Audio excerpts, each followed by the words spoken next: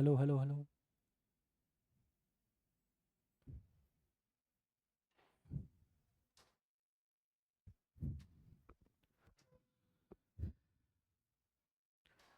Good morning everyone. Audio video clear है क्या? एक बार कमेंट कर लो।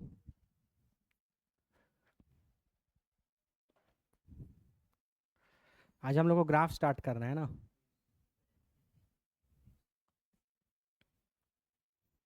चलो फिर आओ।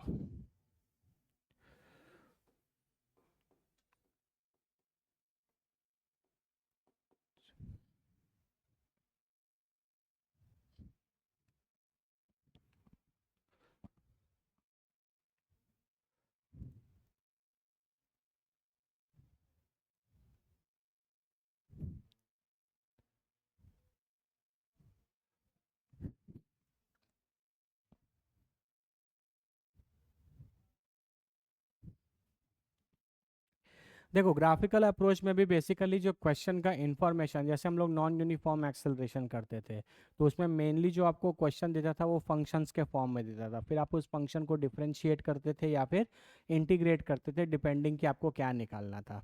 अब जो इन्फॉर्मेशन दिया रहेगा वो मोस्टली ग्राफ के फॉर्म में दिया रहेगा। ठीक है। और आपको डिफरेंशिएशन और इंटीग्रेशन का जो ग्राफिकल अप्रोच है ना, उसको यूज़ करके आपको क्वेश्चंस को बनाना पड़ेगा। ठीक है। तो पहला पार्ट तो एटलीस्ट काफ़ी सिंपल है, और उसके बाद हम लोग ग्राफ का कन्वर्जेंस वगैरह सीखेंगे, तो वो कल से चालू होगा। ठीक है, क्लियर है? जैसे फॉर एग्जांपल अगर हम बात करें d y by d x की, तो आप यहाँ पे क्या करते हैं, एक टेंजेंट का स्लोप निकालते हैं। अगर आपको फंक्शन दिया रहेगा तब तो आप डिफरेंशिएट करना आता है, लेकिन अगर आपको ग्राफ दिया रहेगा तो आप डिफरेंशिएट तो नहीं कर पाएंगे। तो आप वहाँ पे ग्राफिकल अप्रोच लगाएंगे। जिस पॉइंट पे भी आपको चीज़ें चाहिए वहाँ पर जाकर आप एक टेंजेंट ड्रॉ करेंगे और उस टेंजेंट का क्या निकालेंगे, स्लोप। ठीक है। जैसे फॉर एग्जांपल मान लो आपके पास एक फंक्शन दिया है, ये है वेलोसिटी वर्सेस टाइम का, कुछ ऐसा दिया है। और मान लो हम तुमसे पूछें find acceleration at t is equal to 3 seconds. पहले तो तुम हमको ये क्वेश्चन देख करके बताओ कि ये एवरेज एक्सेलरेशन है या इंस्टेंटेनियस एक्सेलरेशन है। हाँ, एवरेज एक्सेलरेशन है या इंस्टेंटेनियस एक्सेलरेशन? इंस्टेंटेनियस, क्योंकि ये एक ही पर्टिकुलर समय पर पूछा जा रहा है, इसका मतलब वो ये इंस्टेंटेनियस एक्सेलरेशन है। ठीक है, वेरी गुड। मैंने हमेशा बताया है डिस्प्लेसमेंट वेलोसिटी एक्सेलरेशन, आगे जाते हैं तो क्या करते हैं, डिफरेंशिएशन। पीछे आएंगे तो क्या करेंगे, इंटीग्रेशन। तो बताओ क्वेश्चन में आगे जाना है या पीछे? इंफॉर्मेशन किसका दिया है, वेलोसिटी का, और निकालना क्या है, एक्सेलरेशन, मतलब आगे जाना है। तो आगे जाना है तो डिफरेंशिएट करेंगे, है ना। तो अब कैसे करेंगे डिफरेंशिएट, फंक्शन तो दिया नहीं है। तो हम क्या करेंगे, हमको किस समय पर निकालना है बताओ, time t is equal to 3 second. तो time t is equal to 3 second के कॉरेस्पॉन्डिंगली हम अपने ग्राफ पे चले जाएंगे, और उस ग्राफ पे जाकर क्या ड्रॉ करेंगे, टैंजेंट। इस टैंजेंट का जो स्लोप होगा वही वैल्यू होगा एक्सेलरेशन का at t is equal to 3 second. ये सब चीज़ें हमने ऑलरेडी डिस्कस कर लिए हैं, बस हम एक बार और ब्रीफ कर रहे हैं, फिर उसके बाद हम लोग क्वेश्चंस करेंगे। यहाँ तक कितने लोग को समझ में आ गया, है ना? क्योंकि आपको एक ही समय पर निकालना था, तो आपको पता था कि आप वेलोसिटी वर्सेस टाइम ग्राफ का जो स्लोप आएगा टैंजेंट का, वो आपको क्या देगा, एक्सेलरेशन। तो जिस पॉइंट पर निकालना था आप उस पॉइंट पर चले गए, वहाँ एक टैंजेंट ड्रॉ कर दिए, और टैंजेंट ड्रॉ किए तो इसका स्लोप निकाल लिए। कोई दिक्कत? मान लो सेम क्वेश्चन रहेगा, ठीक है, सेम क्वेश्चन है बाबू, और वेलोसिटी वर्सेस टाइम है ऐसा, और आपसे क्वेश्चन में पूछ रहा है find acceleration between time t is equal to 3 seconds to time t is equal to 5 seconds. ठीक है, find acceleration between t is equal to 3 second to t is equal to 5 second. Question को पढ़ के हमको बताओ ये average acceleration है या इंस्टेंटेनियस। यहाँ पर एक ही टाइम है क्या? नहीं, यहाँ पर एक टाइम इंटरवल है। अरे बोलो। तो इसका मतलब ये जो एक्सेलरेशन पूछा जा रहा है ये एवरेज एक्सेलरेशन है। यहाँ तक समझ में आ गया? एवरेज एक्सेलरेशन कैसे निकलेगा, कॉर्ड के स्लोप से कि टेंजेंट के स्लोप से? कॉर्ड के स्लोप से, क्योंकि यहाँ पर आपको दो पॉइंट मिलेगा। एक पॉइंट मिलेगा time t is equal to 3 second पे, दूसरा पॉइंट मिलेगा time t is equal to 5 second पर। तो दो पॉइंट से कॉर्ड ड्रॉ होगा, एक पॉइंट से क्या ड्रॉ होता था, टेंजेंट। तो कैसे निकालोगे बताओ? ग्राफिकल अप्रोच क्या होगा? t इज इक्वल टू 3 पे चले गए, correspondingly t is equal to 5 पर चले गए। बोलो। अब यहाँ पे बाबू क्या ड्रॉ कर दोगे? अच्छा, एक पॉइंट आपको ये मिल गया, इसको ए बोल दो। एक पॉइंट आपको ये मिल गया, बी बोल दो। ये जो कॉर्ड यहाँ पे आया है that is the slope of chord. यही वैल्यू आपको देगा average acceleration between t is equal to 3 seconds to t is equal to 5 seconds.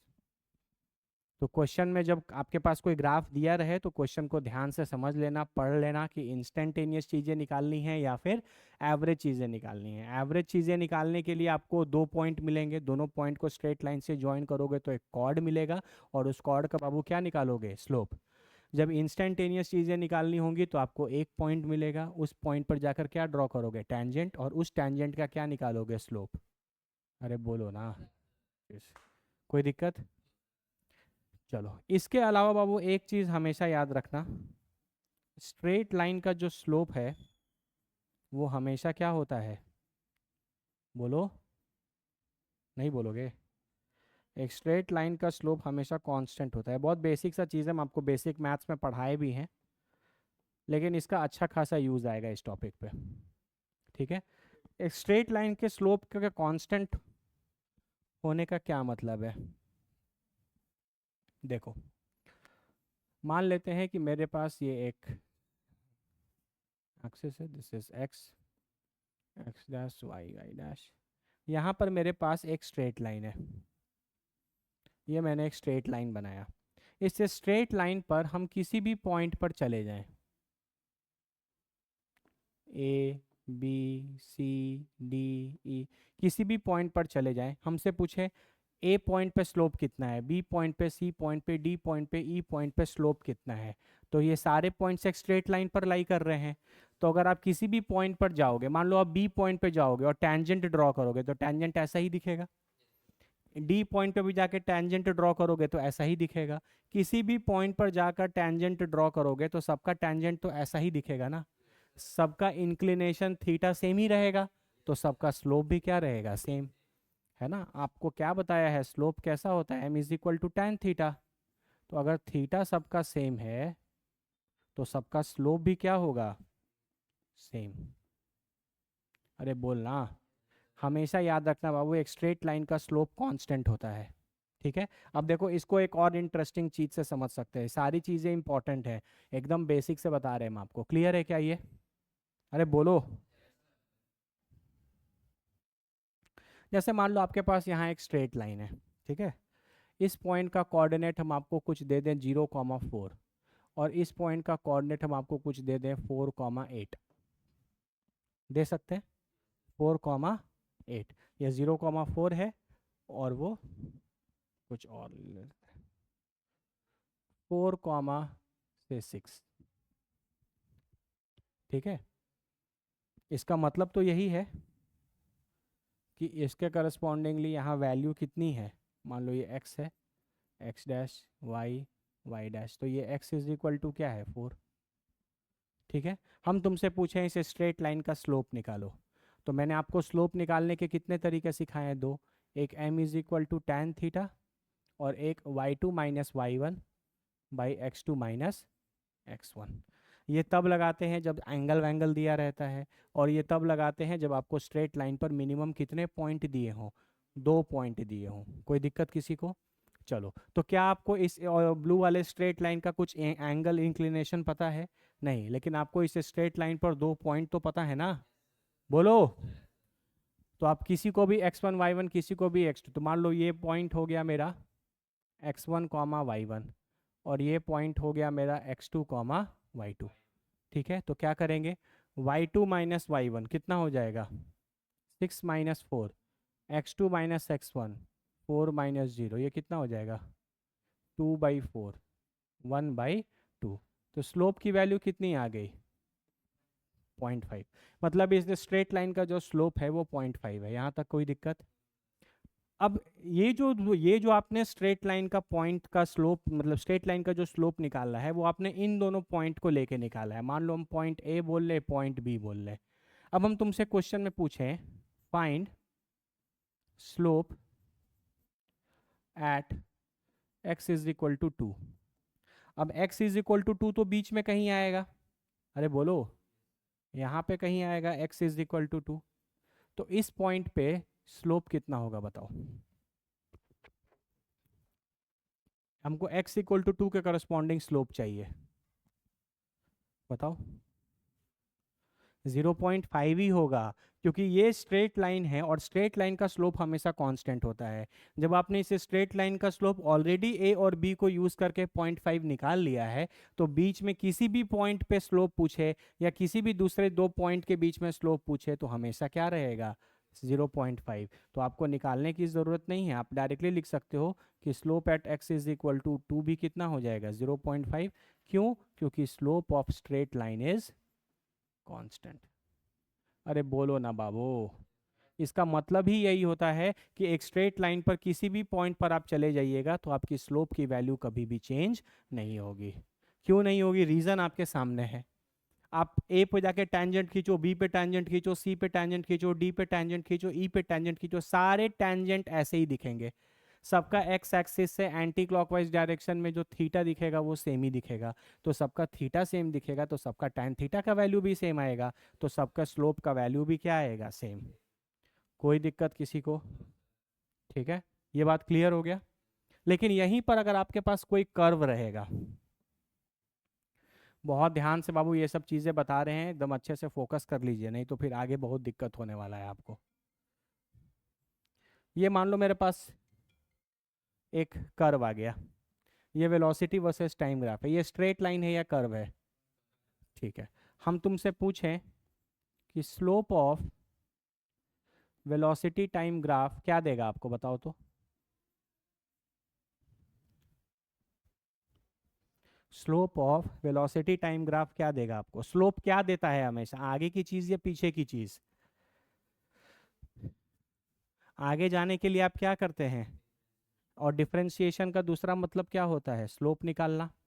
Cord का निकालिए या टेंजेंट का निकालिए, स्लोप निकालना। पीछे आते हैं तो क्या करते हैं? इंटीग्रेशन। इंटीग्रेशन का ज्योमेट्रिकल मतलब क्या होता है? एरिया अंडर ग्राफ या कर्व। बाबू पुराने लेक्चर्स अच्छे से रिवाइज किया करो। डिफरेंशिएशन का मतलब होता है ज्योमेट्रिकल स्लोप निकालना, और जब जब आप इंटीग्रेशन करेंगे तब तब आप एरिया अंडर दी क्या निकालेंगे? कर्व। ये दोनों इसके ज्योमेट्रिकल या ग्राफिकल मतलब हैं। डिफरेंशिएशन जब भी आप करते हैं तो स्लोप निकालते हैं ग्राफिकली, और जब जब आप इंटीग्रेशन करते हैं तो आप एरिया अंडर दी कर्व या ग्राफ निकालते हैं। कोई दिक्कत? चलिए आगे जाइए। अब आपको इन्फॉर्मेशन वेलोसिटी टाइम का दिया है, तो जब आप इसका स्लोप निकालेंगे तो आप आगे जाएंगे कि पीछे जाएंगे? आगे जाएंगे। तो वेलोसिटी से आगे क्या आता है? एक्सेलरेशन। तो वेलोसिटी टाइम ग्राफ का स्लोप क्या मिलेगा? Acceleration, अच्छा, एरिया अंडर, अगर हम एरिया अंडर वीटी ग्राफ की बात करें तो क्या मिलेगा? Area under velocity time graph, बिल्कुल सही। क्या मिलेगा? डिस्प्लेसमेंट मिल सकता है, बिल्कुल सही। अरे बाबू एरिया लेते हैं, एरिया का मतलब क्या होता है? इंटीग्रेशन करना। और स्लोप का मतलब क्या होता है? डिफरेंशिएशन करना।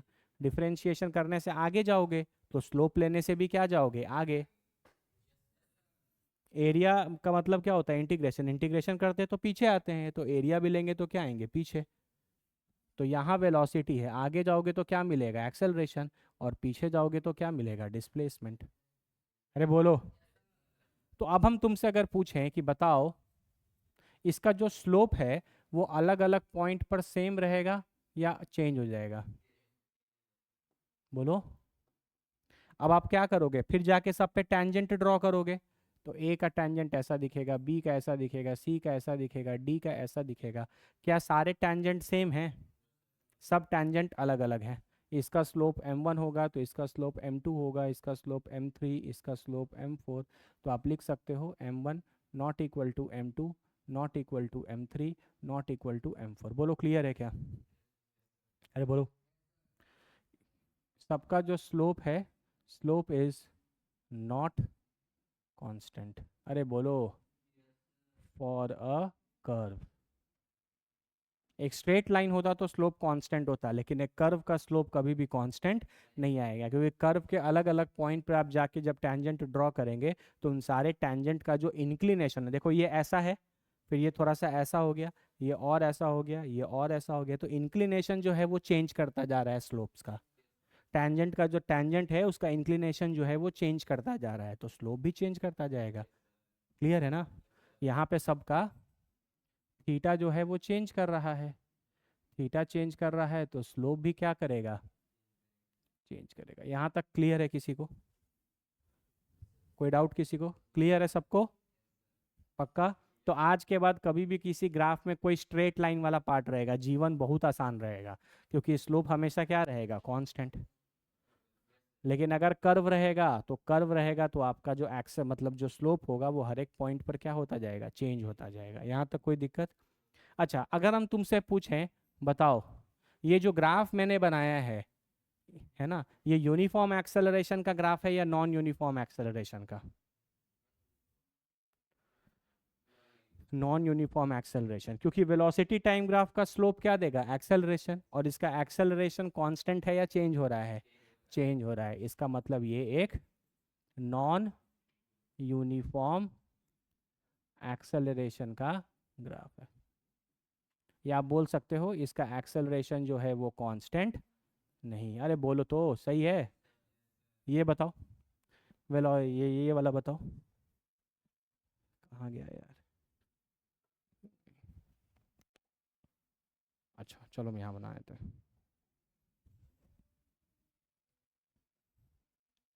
मेरे पास ये वेलोसिटी है, ये टाइम है, और ये मान लो ऐसा कुछ है। अब बताओ, वेलोसिटी टाइम है, वेलोसिटी टाइम ग्राफ क्या है? Straight line. अरे बोलो, स्ट्रेट लाइन का स्लोप क्या होता है? कांस्टेंट। पक्का? ये ग्राफ किसके किसके बीच में बना हुआ है? वेलोसिटी वर्सेस टाइम का। और आपको स्लोप ऑफ वीटी ग्राफ क्या मिलेगा? बोलो जल्दी। एक्सेलरेशन नहीं मिलेगा, क्योंकि ए क्या होता है? ए डीवी बाई डी टी ही तो होता है। ए क्या होता है? डीवी बाई डी टी ही तो होता है। अरे डिफरेंशिएशन का मतलब स्लोप लेना होता है।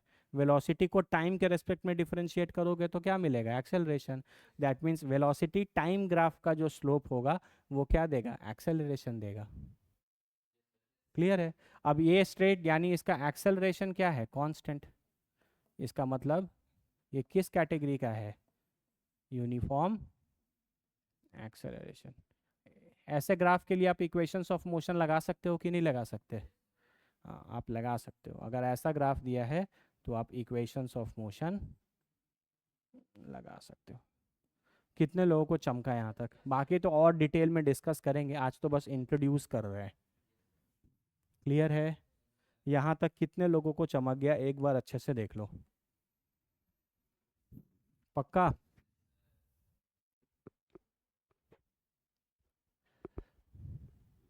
अच्छा, ये इससे ये तभी मिलता है जब यहाँ टाइम होता है। ये कॉन्सेप्ट समझ रहे हो ना? देखो थोड़ा हमको ये बताना तो।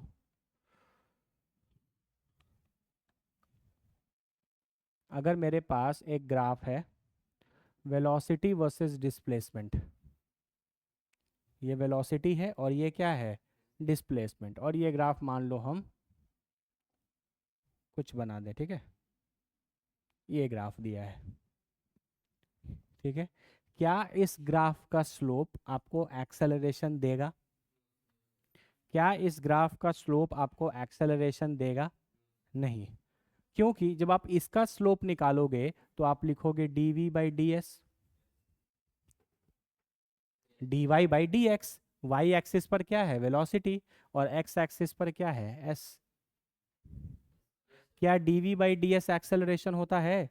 नहीं, एक्सेलरेशन होता है dv/dt। तो वेलोसिटी टाइम ग्राफ का याद रखना, vt ग्राफ का जो स्लोप होगा वो आपको क्या देगा, एक्सेलरेशन। जबकि ये किस ग्राफ का स्लोप है, ये slope of velocity versus S graph है। This is not equal to acceleration. बहुत बेसिक फंडामेंटल है बच्चों, बच्चे बस देखते अच्छा वेलोसिटी का ग्राफ है, स्लोप एक्सेलरेशन देगा। अरे वेलोसिटी वर्सेस टाइम रहेगा तब ना आप dv/dt लिखेंगे, और dv/dt ना a होता है। ठीक है, ये सब बातें एकदम बेसिक्स हैं, फंडामेंटल हैं, इनको गलत नहीं करना है। कितने लोगों को समझ में आया यहाँ तक? कोई दिक्कत किसी को? पक्का कर लोगे? स्ट्रेट लाइन का स्लोप कांस्टेंट होता है, ये क्लियर हो गया। अगर तुमको स्ट्रेट लाइन पर कोई भी 2 पॉइंट पता चल जाए तो तुम उसका स्लोप निकाल सकते हो। उसके बाद वो किसी भी पॉइंट पर स्लोप पूछे तो वही वैल्यू रहेगा, क्योंकि स्ट्रेट लाइन पर स्लोप की वैल्यू चेंज नहीं होती। इस दोनों पॉइंट को ए और बी को यूज करके आपने स्लोप निकाल लिया। अब इसके बीच में वो किसी भी पॉइंट पर इस स्ट्रेट लाइन पर स्लोप पूछे तो वही होगा। कोई दिक्कत? कर्व का स्लोप चेंज होगा, ये कॉन्सेप्ट क्लियर हो गया। क्यों कर्व का स्लोप कांस्टेंट नहीं रहता? कर्व का स्लोप कांस्टेंट क्यों नहीं रहता?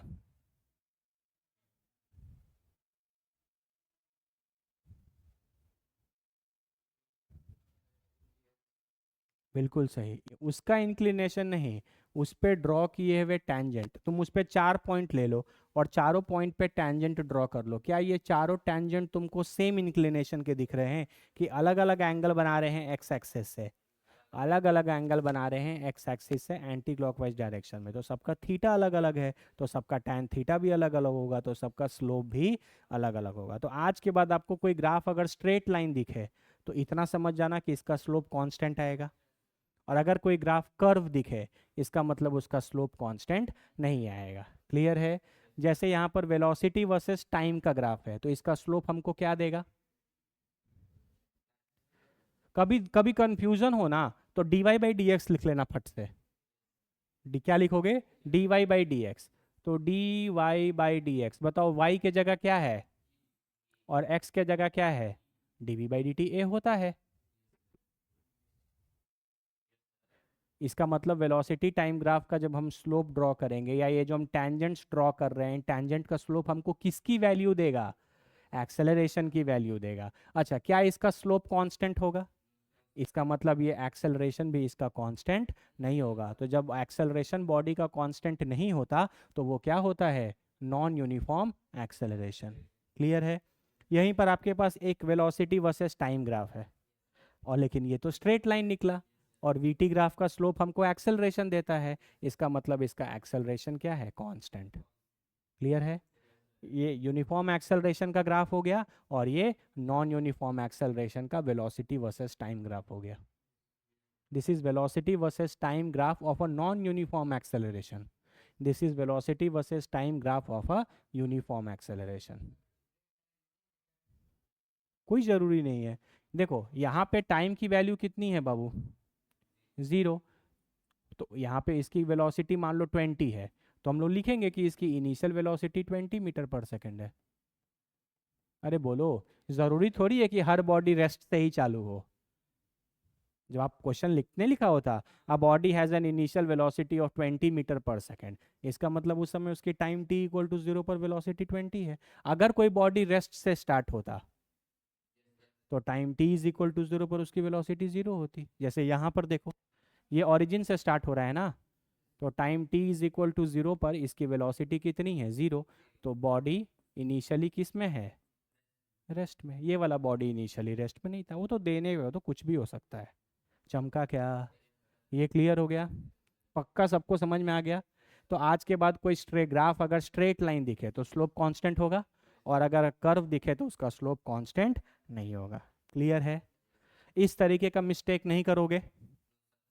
यहाँ ग्राफ वेलोसिटी का है वर्सेस डिस्प्लेसमेंट, तो क्या इसका स्लोप आपको एक्सेलरेशन देगा? कभी भी कंफ्यूजन होना तो सीधा dy बाई डी एक्स लिख लेना। क्या लिख लेना?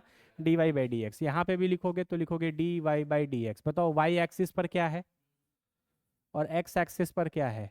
s। dv by D S, क्या dv by D S acceleration होता है? नहीं। तो यानी इसका जो स्लोप है वो एक्सेलरेशन नहीं देगा। कुछ भी देता हो दुनिया में, हमको उससे मतलब नहीं है, लेकिन एक्सेलरेशन नहीं देगा। चमका क्या? कोई दिक्कत किसी को? चलो, तो इतना आपको बेसिक आइडिया लग गया। चलो अब चलते हैं थोड़ा इंटीग्रेशन पे।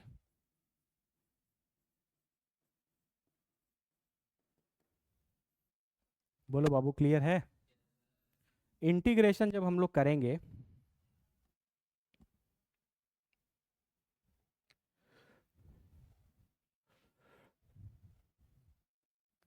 जैसे बाबू मान लो मेरे पास एक एक्सेलरेशन वर्सेस टाइम ग्राफ है। कैसा ग्राफ है? Acceleration versus time graph. ये ऐसा ऐसा दिया है। पहले तो इस ग्राफ को पढ़ना सीखो। ये एक्सेलरेशन वर्सेस टाइम ग्राफ है और ये पैरेलल टू एक्स एक्सिस है। इसका मतलब क्या है?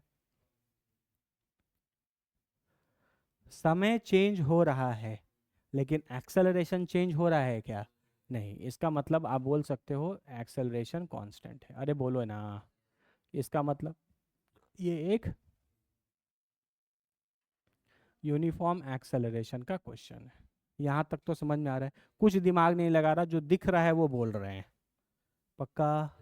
ठीक है। अब हम तुमसे क्वेश्चन में पूछें, find velocity at t is equal to 4 second if velocity at t is equal to 2 second is 10 metre per second. ये निकालना है। क्या निकालना है वो अभी छोड़िए, बस मेरा एक बात हमको बताइए कि आपको इंफॉर्मेशन किसका दिया है? एक्सेलरेशन का। और पूछ क्या रहा है? आगे जाना है कि पीछे जाना है? पीछे जाना है ना? डिस्प्लेसमेंट, वेलोसिटी, एक्सेलरेशन, ये गिवन है और ये पूछा जा रहा है। तो पीछे आना है या आगे जाना है? इसका मतलब डिफरेंशिएशन करेंगे, स्लोप निकालेंगे या इंटीग्रेशन करेंगे? इंटीग्रेशन करेंगे। क्या आप इस ग्राफ का स्लोप निकालेंगे?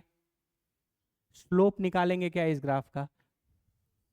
स्लोप कब निकालते हैं? जब आपको आगे जाना होता है। अभी तो आपको पीछे आना है, इसका मतलब आप इंटीग्रेशन करेंगे। ठीक है, वेरी गुड। और इंटीग्रेशन करेंगे तो इंटीग्रेशन का ग्राफिकल मतलब क्या होता है? Area under the curve. Area under the curve, मानते हो? अच्छा, एरिया हमेशा किसका निकलता है बाबू? एक कन्फाइंड फिगर का निकलता है। ओपन फिगर का कभी एरिया निकलता है क्या? एक क्लोज्ड फिगर का एरिया निकलता है। एक रेक्टेंगल का एरिया निकलता है क्योंकि वो चारों साइड से क्लोज्ड रहता है। एक सर्कल का एरिया निकलता है क्योंकि सर्कल हर जगह से क्लोज्ड है। अभी ये ग्राफ आपको क्लोज्ड दिख रहा है या ओपन दिख रहा है? ओपन दिख रहा है। तो अब ध्यान से मेरी बात को सुनना, दो लाइन जो हम बोलेंगे।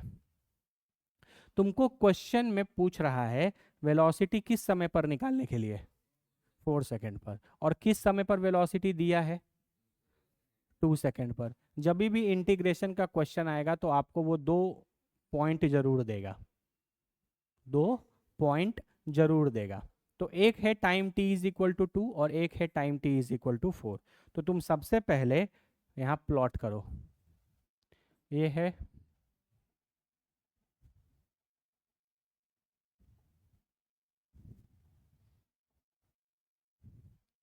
यहाँ पे बाबू आपका मिल गया, मान लो ऐसा।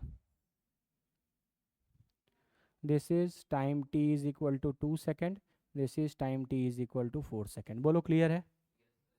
अब अगर तुम ये वाला रीजन देखो, ये तुमको क्लोज्ड रीजन नहीं दिख रहा, रेक्टेंगल जैसा? ठीक है, तो तुम क्या करोगे? इसके बीच का एरिया निकालोगे। क्या निकालोगे? एरिया। अगर तुमको फंक्शन देता तो तुम इंटीग्रेट कर लेते, लेकिन फंक्शन तो दिया ही नहीं, इस बार तो ग्राफ दिया है। तो ग्राफ में इंटीग्रेशन का मतलब क्या होता है? एरिया अंडर द कर्व, मतलब कर्व के नीचे का एरिया निकालना। तो एरिया तो कहीं से भी कहीं का निकाला जा सकता है। तो तुमको क्वेश्चन में इंफॉर्मेशन दिया रहेगा कि तुमको एरिया किसके किसके बीच का निकालना है। याद है लिमिट्स ऑफ इंटीग्रेशन?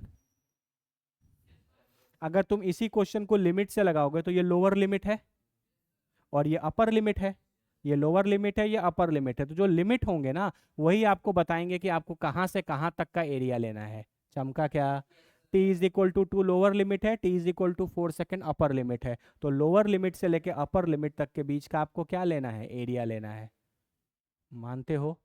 मान लेते हैं ये एरिया कैलकुलेट करने के बाद 10 आया। रेक्टेंगल है, लेंथ इनटू ब्रेथ किया जा सकता है। तो एरिया 10 आया। अब ये 10 क्या है? What is this 10? ये जो एरिया आएगा बाबू, ये जो एरिया 10 आ रहा है, that will always be change in velocity. किसके बराबर होगा बोलो? Change in velocity. हमेशा याद रखना, बच्चे यहाँ मिस्टेक करते हैं। बच्चों को लगता है कि ठीक है सर आपने ये बता दिया कि एरिया लेंगे, एरिया जैसे ही ले लेंगे 10 आया वो बोलेंगे ये वेलोसिटी है, टी इज इक्वल टू 4 निकल गया। नहीं, आपने किसके किसके बीच का एरिया निकाला है? टी इज इक्वल टू 2 से टी इज इक्वल टू 4 के बीच का। तो ये जो एरिया का मैग्नीट्यूड आएगा 10, 15, 20, 25, हाथी घोड़ा मगरमच्छ कुछ भी आएगा, तो वो इस पॉइंट और इस पॉइंट के वेलोसिटी के चेंज के बराबर होगा। इतना तो कंफर्म है कि एरिया लोगे 80 ग्राफ का तो वेलोसिटी मिलेगा। किसके किसके बीच का एरिया लिया है? 2 सेकंड से 4 सेकंड के बीच का एरिया लिया है। तो ये जो 10 है ये बेसिकली है velocity at t is equal to 4 minus velocity at t is equal to 2। क्योंकि चेंज का मतलब हमेशा क्या होता है? Final minus initial. तो फाइनल ये है, इनिशियल ये है। समय पीछे भागता है क्या? समय तो आगे ही भागेगा ना। तो पहले 2 सेकंड आएगा, बाद में 4 सेकंड आएगा। तो ये इनिशियल होगा, ये फाइनल होगा। पक्का? अब तुमको velocity at T is equal to 2, देखो क्वेश्चन में 10 दिया हुआ है। तो अब ये 10 है, ये इधर आ जाएगा। तो velocity at T is equal to 4 कितना आ जाएगा? 20 मीटर पर सेकंड। बोलो चमका या नहीं चमका? हमेशा याद रखना बाबू, एरिया अंडर द कर्व हमेशा चेंज देता है। हम यहाँ लिख देते हैं कहीं पर, यहाँ लिख देते हैं area under the curve always give you change. Change हमेशा क्या होता है? Final minus initial. बाबू देखो कुछ फंडामेंटली कभी भी मिस्टेक नहीं होना चाहिए। ऐसा कोई गलती नहीं करके आना है पेपर में जो 100 में से 10 बच्चे, 100 में से 90 बच्चे जिस क्वेश्चन को सही बना कर आते हो। देखो आप कॉम्पिटिटिव एग्जाम देने जा रहे हो, कोई अच्छा क्वेश्चन आ गया, कोई टफ क्वेश्चन आ गया तो लगता है कि चलो बहुत कम बच्चों से बना। लेकिन आप ऐसा ऐसा सिली मिस्टेक करोगे, आपको यही नहीं पता रहेगा कि इंटीग्रेशन के अंदर का ये जो एरिया है ये क्या देता है। बहुत बच्चे ये कॉमन मिस्टेक करते हैं कि अंदर का एरिया ये जो 10 आया है इसको बोल देंगे यही velocity at T is equal to 4 है। लेकिन क्या ये velocity at T is equal to 4 होगा? नहीं, तुमने एरिया 2 से 4 के बीच में निकाला है। तो ये जो 10 आया है ये भी चेंज आएगा। चेंज मतलब फाइनल माइनस इनिशियल, मतलब final velocity at T is equal to 4 second minus initial velocity at T is equal to 2 second. Velocity क्यों बोल रहे हैं? क्योंकि एक्सेलरेशन टाइम ग्राफ के नीचे का एरिया लेंगे तो पीछे आएंगे, तो मिलेगा तो वेलोसिटी ही, लेकिन चेंज इन वेलोसिटी मिलेगा। अरे बोलो ना, कितने लोग को चमका ये? है ना, वेरी इंपॉर्टेंट। ये दो बातें बाबू अगर आपको पता है तो आप ग्राफ के क्वेश्चंस बनाने के लिए रेडी हैं। ठीक है, अभी मैंने आपको पूरे तरीके से ग्राफ नहीं पढ़ाया, अभी आपको बस एक बेसिक इंट्रोडक्शन दिया है कि जो काम हम लोग फंक्शंस के रूप में पिछले क्लास तक कर रहे थे, याद है? फंक्शन दे a is equal to minus c v square, ऐसा फंक्शन दे देता था और फिर कुछ पूछता था तो फंक्शन पता रहता था तो डिफरेंशिएट या इंटीग्रेट करते थे। लेकिन इस बार जो इंफॉर्मेशन है वो फंक्शन के फॉर्म में ना दे करके किस फॉर्म में देगा? ग्राफ के फॉर्म में। ठीक है, तो क्या इंफॉर्मेशन दिया है, क्या निकालना है, उससे इतना तो पता चल जाएगा कि आगे जाना है या पीछे जाना है। जब जब आगे जाना होगा तो स्लोप निकाल लेंगे और जब जब पीछे आना होगा तो एरिया अंडर दी कर्व निकालेंगे। एरिया किसके किसके बीच का निकालना ये पता चल जाएगा, लोअर लिमिट से हायर लिमिट के बीच का या अपर लिमिट के बीच का। चमका? वो जो एरिया आएगा वो किसके बराबर होगा? हमेशा चेंज के बराबर। किसके बराबर होगा? चेंज। और चेंज हमेशा क्या होता है? Final minus initial. चमका कि नहीं चमका? एक बार इसको अच्छे से देख लो, फिर हम बहुत सारे क्वेश्चंस तुमको बना बना कर दिखाते हैं ताकि तुमको सीख जाओ कि कैसे अप्लाई करना है। बोलो बाबू, क्लियर है? पक्का? स्ट्रेट लाइन का स्लोप कांस्टेंट होता है, कर्व का स्लोप कांस्टेंट नहीं होता, ये सब बेसिक बातें क्लियर हो गई। बहुत बेसिक फंडामेंटल है। आप सोचेंगे कि ये सब क्वेश्चन जेई एडवांस में, ये सब चीज़ बहुत बेसिक फंडामेंटल है। ठीक है, ये सब चीज़ उस लेवल के क्वेश्चंस नहीं है जो जेई एडवांस में आते हैं, ये तो बेसिक फंडामेंटल अभी स्ट्रॉन्ग किया जा रहा है। चमका क्या?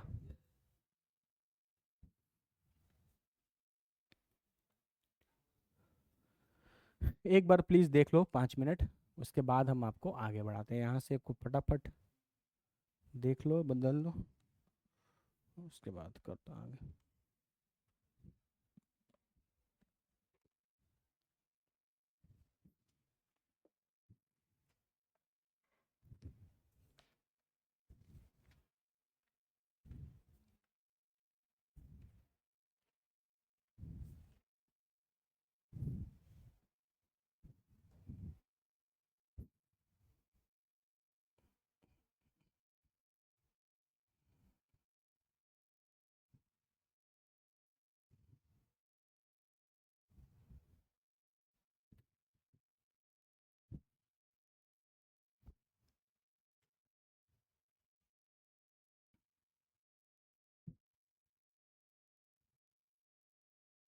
हो गया?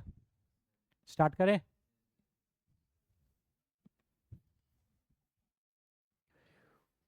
सिंपल क्वेश्चंस करते हैं।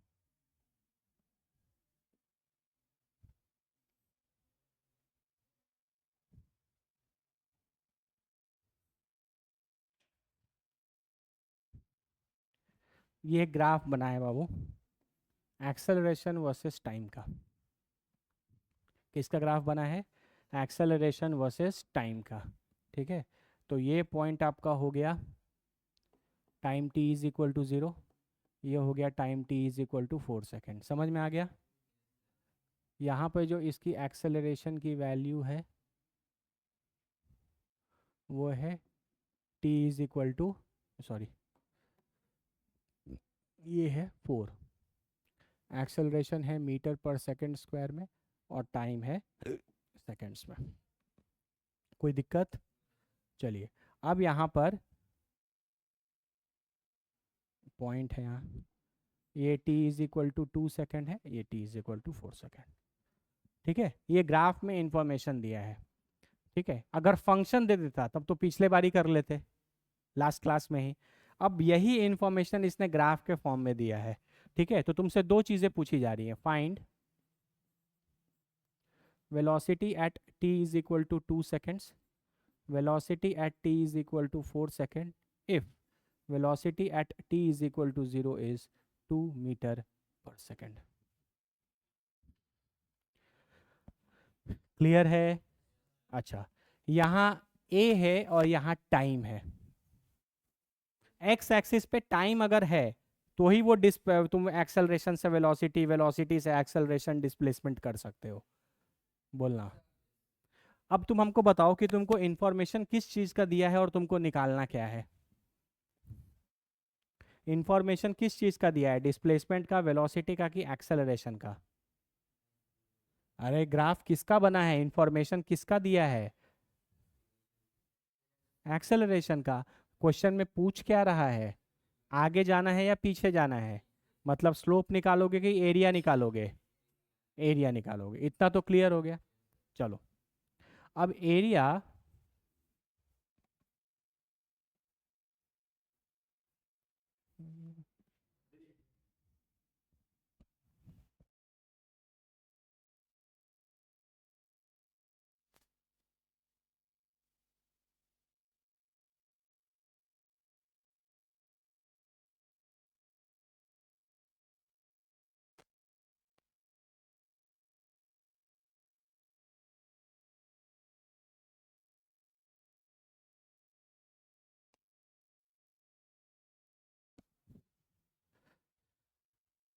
ये क्लियर है? तो एरिया, एरिया है, ठीक है। तो थैंक यू, ये याद रखना। ठीक है, ये एरिया, तो एरिया आपको क्या, एरिया अंडर द कर्व क्या देता है? किसी भी चीज़ का क्या देता है? चेंज। अरे बोलो। तो तुम हमको कॉमन सेंस से बताओ कि तुमको t is equal to 2 second पर अगर वेलोसिटी निकालना है तो तुम इसमें किस पार्ट का एरिया लेना पसंद करोगे? स्क्वायर कहाँ है? यही ग्राफ है, ये ट्रायंगल, ये तो मैंने दिखाया है।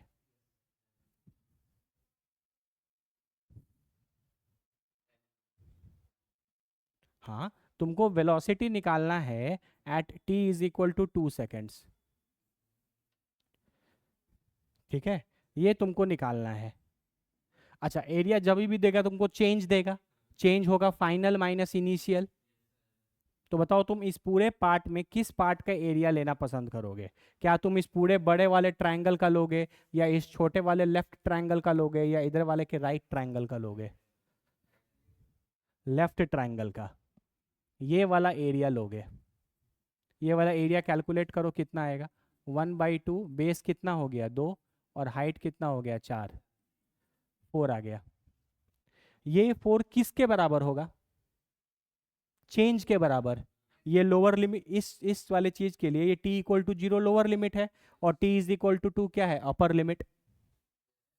तो यानी ये जो 4 आया है, ये basically velocity at t is equal to 4 minus velocity at t is equal to 2 minus velocity at t is equal to 0 होगा। चेंज। अरे तुम जिस पॉइंट के बीच का एरिया निकाल रहे हो उसके लिए ये इनिशियल पॉइंट है, ये फाइनल पॉइंट है। अरे समय बाबू हमेशा आगे ही भागता है। तो पहले t इज इक्वल टू 0 आएगा, उसके 2 सेकंड के बाद time t is equal to 2 आएगा, तो ये इनिशियल होगा, ये फाइनल होगा। और एरिया हमेशा चेंज देता है, तो चेंज किसका देगा? वेलोसिटी का, क्योंकि ग्राफ किसका है? एक्सेलरेशन का। खत्म। तो ये 4 है, velocity at t is equal to 2, और velocity at t is equal to 0 तो ऑलरेडी क्वेश्चन में दिया है। तो कितना आ जाएगा? Velocity at t is equal to 2 is 6 metre per second. बोलो सही है क्या? तुम राइट वाले का एरिया लेते तो कोई फायदा होता? एरिया तो तुम निकाल लेते, लेकिन वो मिलता velocity at t is equal to 4 minus velocity at t is equal to 2। ना यही पता था ना यही पता था, तो कैसे निकाल लेते? अरे बुद्धि लगाओ, कॉमन सेंस। अब बताओ क्या करोगे जब तुमको velocity at t is equal to 4 second निकालना है? बताओ बताओ। अब तुम कौन सा एरिया लेना पसंद? हम तुम्हारा वो जो डाउट है ना, जहां तुम फंसोगे क्वेश्चंस बनाते समय, उस चीज पे हम टारगेट कर रहे हैं। ये कोई रॉकेट साइंस नहीं कर रहे, ये सब बहुत इजी क्वेश्चंस हैं। तुम जहां सोच नहीं पाओगे ना, जहां तुमको कंफ्यूजन हो सकता है, हम वही चीज तुमसे पूछ रहे हैं। बताओ अब कहाँ का एरिया लोगे? राइट वाले का एरिया। ठीक है चलो। तो राइट वाले का एरिया अगर हम लेंगे तो इसका एरिया क्या हो जाएगा? 1/2, बेस तो 2 ही है, 4 ही है। चलो इसका भी एरिया कितना आ गया? 4। ये 4 अब किसके बराबर लिखा जाएगा? इस वाले पार्ट के लिए ये फाइनल है, और ये क्या है? इनिशियल। तो तुम लिखोगे velocity at t is equal to 4 minus velocity at t is equal to 2। सही है कि नहीं? क्योंकि एरिया हमेशा चेंज देगा। चमका या नहीं चमका? तो बाबू ये हो गया 4, velocity at t is equal to 4 minus velocity at t is equal to 2 निकाल चुके हो तुम, कितना? 6। तो velocity at t is equal to 4 कितना आ जाएगा? 10 मीटर पर सेकंड। अरे बोलो। कोई बच्चा चाहता तो इसको ऐसे भी बना सकता था, हम सिखाने की कोशिश कर रहे हैं, क्वेश्चंस तो एक से एक कर लेंगे। कोई बच्चा चाहता तो ये इसको इनिशियल और इसको भी फाइनल मान सकता था, क्योंकि इसकी वेलोसिटी भी तुमको क्वेश्चन में ऑलरेडी दी गई है। तो तुम पूरे बड़े वाले ट्रायंगल का एरिया निकालते, क्योंकि तुम बड़े वाले ट्रायंगल का एरिया निकालते तब ये इनिशियल होता और वो फाइनल होता। तो पूरे ट्रायंगल का एरिया कितना होता? 4 और 4 8। तो तुम अगर फुल ट्रायंगल का एरिया निकालते तब तुम क्या लिखते? 8। अब ये 8 किसके बराबर होता? फाइनल ये होता, इनिशियल ये होता। बोलो। तो तुम इसको लिखते velocity at t is equal to 4 minus velocity at t is equal to 0। ठीक है, तो तुम 8 हो गया, ये velocity at t is equal to 4, ये कितना होता? 2 दिया ही है, तो velocity at t is equal to 4 जो है वो फिर आता 10 मीटर पर सेकेंड। ऐसे निकाल लो, ऐसे निकाल लो, कैसे भी निकाल लो, मेरे बताओ कितने लोग को चमका ये। आई होप अब आपको आइडिया लग गया कैसे एरिया वेरिया लेना है। और एरिया हमेशा क्या बताएगा, चेंज चेंज चेंज। कोई दिक्कत है तो बोलो। पक्का? अच्छा, ये जो ग्राफ बना है एक्सेलरेशन वर्सेस टाइम का, ये यूनिफॉर्म एक्सेलरेशन है या नॉन यूनिफॉर्म एक्सेलरेशन?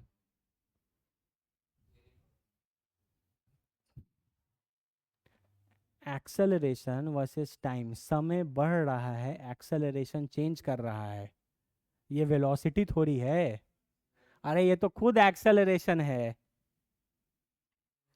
अरे ग्राफ पढ़ने भी नहीं आ रहा है। जैसे जैसे समय बढ़ रहा है वैसे वैसे एक्सेलरेशन चेंज हो रहा है।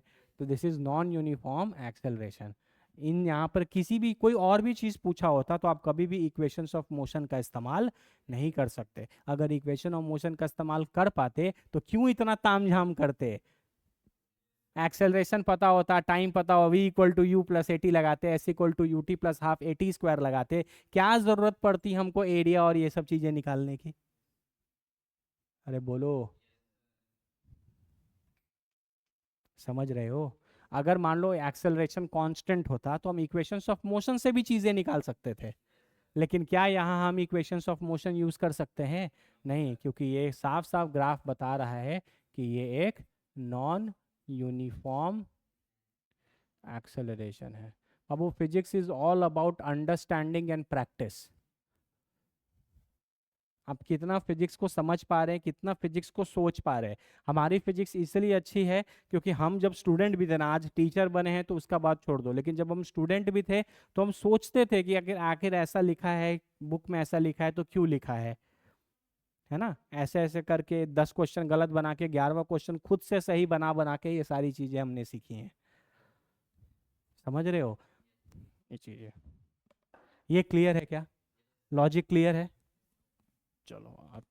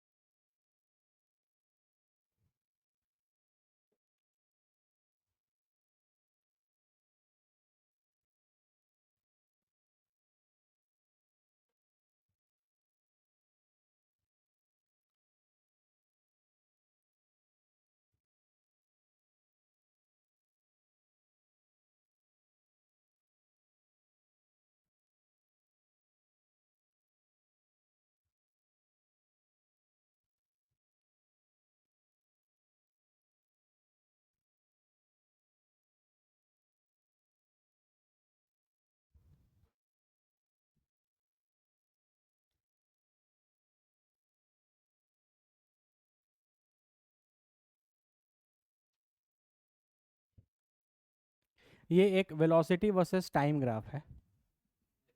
ठीक है, कैसा ग्राफ है? Velocity versus time. ठीक है, यहाँ पे time t is equal to 0 है। अरे बोलो। ये जो बॉडी है, ये यहाँ से यहाँ तक जा रहा है with a constant acceleration alpha. Velocity change कर रहा है ना।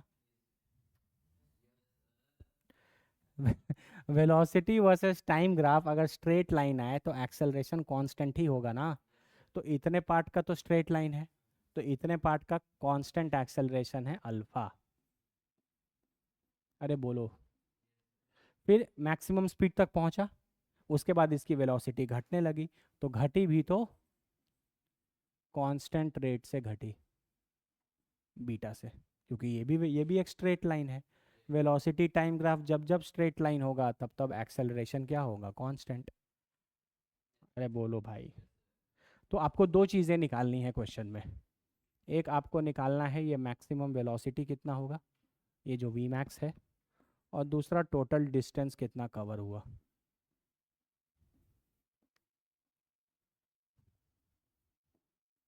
टोटल डिस्टेंस कितना कवर हुआ, एस टोटल।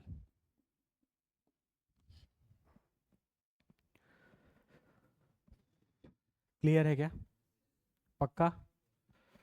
अच्छा, यहाँ पर एक्सेलरेशंस कांस्टेंट हैं, तो आप इक्वेशंस ऑफ मोशन का भी इस्तेमाल कर सकते हैं। क्लियर है। अच्छा, अब तुम्हारा एक बात जो तुम पूछे थे, time t is equal to 0 पे ये ग्राफ ओरिजिन से स्टार्ट हो रहा है, मतलब इनिशियली बॉडी किस में है, रेस्ट में। तो इतना हम लिख सकते हैं कि time t is equal to 0 पर velocity u 0 metre per second है। अरे बोलो यार, यहाँ से मैक्सिमम तक जाने में समय कितना लग रहा है, t1। समय कितना लग रहा है, t1। एक्सेलरेशन भी कांस्टेंट है अल्फा, ये सब दिया है। ठीक है, तो आपको निकालना है ये वी मैक्स। तो वी, अच्छा ये T1 T2 दिया हुआ नहीं है, ये T1 T2 मैंने माना है अपने मन से। ये T1 T2 दिया नहीं है, ऐसा बस दिया है कि पहले कुछ कांस्टेंट रेट से एक्सेलरेट किया, फिर कांस्टेंट रेट से रिटार्ड किया। ये एक्सेलरेट कर रहा है ना, वेलोसिटी बढ़ रही है, और फिर मैक्सिमम से वेलोसिटी घट रही है, तो ये रिटार्ड कर रहा है। तो हम मान लेते हैं कि ये इसको समय लगा T1 और ये T2। क्लियर है, ये T1 मैंने माना है, नॉट गिवन इन क्वेश्चन। हम पूरा स्टेटमेंट नहीं लिख रहे, पूरा स्टेटमेंट नहीं लिख रहे बड़ा सा, बस आपको मेन फिगर बना दिया। कोई दिक्कत है, बताओ। यहाँ से यहाँ के लिए हम इक्वेशन ऑफ मोशन लगा सकते हैं कि नहीं, बिल्कुल लगा सकते हैं, क्योंकि एक्सेलरेशन कांस्टेंट है। तो हम अगर यहाँ v is equal to u plus a t लगाएं, लगा सकते हैं, u 0 हो गया, यही ना यहाँ के लिए ये v मैक्स है। तो ये this v max will be equal to alpha t1। बोलो सही है या नहीं। ठीक है, तो यहाँ से t1 को हम लिख सकते हैं v max by alpha, equation number 1। पक्का। इस वाले पार्ट के लिए भी इक्वेशन ऑफ मोशन लगा सकते हैं। तो इस वाले पार्ट के लिए, सेकंड पार्ट के लिए u क्या हो जाएगा, v मैक्स। इस वाले का जो फाइनल है वो इसके आगे वाले के लिए इनिशियल है। इस वाले जर्नी का जो फाइनल वेलोसिटी होगा वो आगे वाले जर्नी के लिए क्या होगा, इनिशियल वेलोसिटी। सही है। एक्सेलरेशन भी कांस्टेंट दिया है, माइनस बीटा, रिटार्ड कर रहा है। टाइम कितना लग रहा है, मान लिया t2। अच्छा, फाइनल वेलोसिटी कितना है, 0। ये तो फाइनली ग्राफ यहाँ पर आ गया, एक्स एक्सिस पर y की वैल्यू क्या होती है, 0। सही है ना, सब कुशल मंगल, पक्का। चलिए, तो अब क्या किया जाए, v is equal to u plus a t फिर लगाया जा सकता है, ये 0 हो गया। u क्या था, v max minus beta into T2। सही है। तो यहाँ से T2 कितना आ जाएगा, v max by beta, v max by beta. Question में कुछ और भी दिया होगा, टोटल टाइम t दिया है। टोटल टाइम यहाँ से यहाँ तक का टोटल टाइम कितना है, t। इसका मतलब T1 प्लस T2 मिलकर कितना है,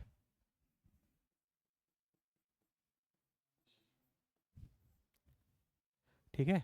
तो T1 प्लस T2 ऐड कर सकते हैं, तो ये हो जाएगा v max by alpha plus v max by beta, this will be equal to t। v max ही तो निकालना है, तो यहाँ से अगर हम एलसीएम ले लें तो अल्फा बीटा हो सकता है। तो ये हो गया beta into v max plus alpha into v max is equal to T.